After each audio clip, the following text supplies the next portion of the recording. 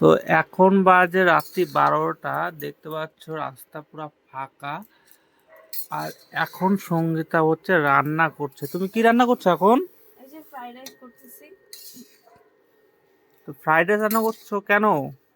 তো কালকে আমরা এক জায়গায় যাব, তোমরা হলো জানতেই পারবে কোথায় যাব, আমি পরে জানতে পারবে সেটা।